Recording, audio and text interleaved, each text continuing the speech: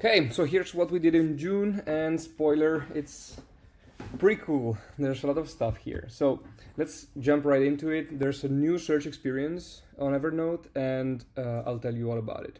So this is how it looks like. I'm very excited about it. We've worked a lot on it. Before, it looked like, if you remember, on desktop, it looked like a panel that opened close to the button in the sidebar where you trigger it. We've decided to give it much more space so that we could make it more powerful. I'm gonna tell you how in a second. Now it's basically centered in the screen. The text is larger. There's more space. It's easier to scan, and it's better in every way, in my opinion. So the default view is now improved. Basically, now when you open it, you see some of your recent searches. It's also expandable. You can click to show more. Your saved searches, the ones that you can manually set to be shown there every time.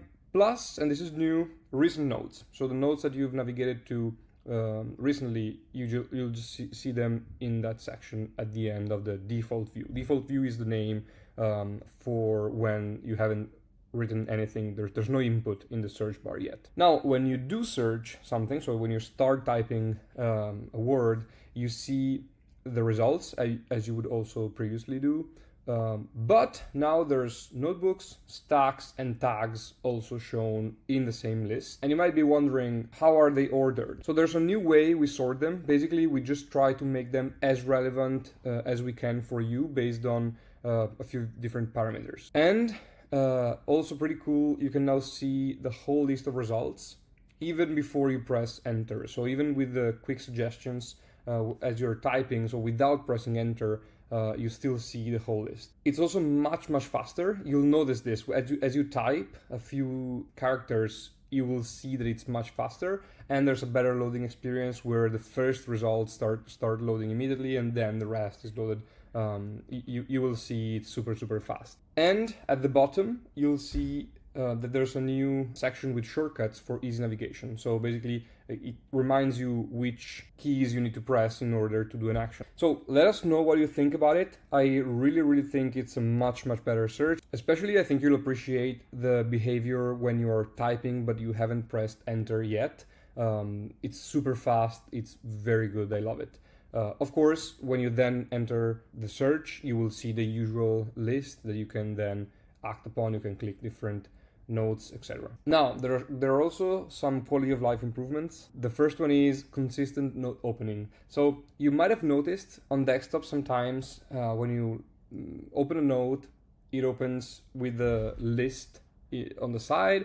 Sometimes it doesn't. So the reason this was happening is weird, but now we've unified the behavior. So basically now when you open a note, you will always see the note list on the side, depending on where you are. So if you're in your notebook, you'll see your notebook. If you are in your all notes list, you will see that list, etc. We try to show you the most relevant list. But there is now a new button that hides or shows the note list depending on how much space you want to see. This is not the same as the other button on the side with the two arrows that expands the note to full screen, hiding also the sidebar. This one just hides the note list like this, basically. There's also a keyboard shortcut.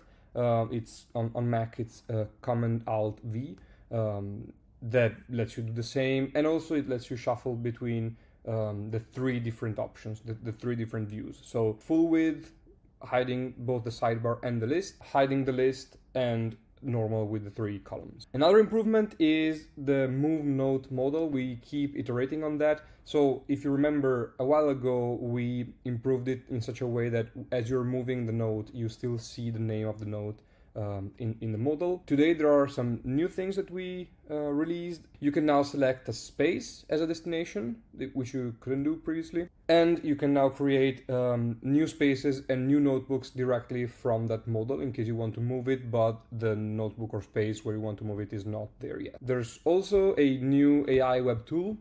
It's the meeting recorder web tool. I really encourage you to try it. I think it's great.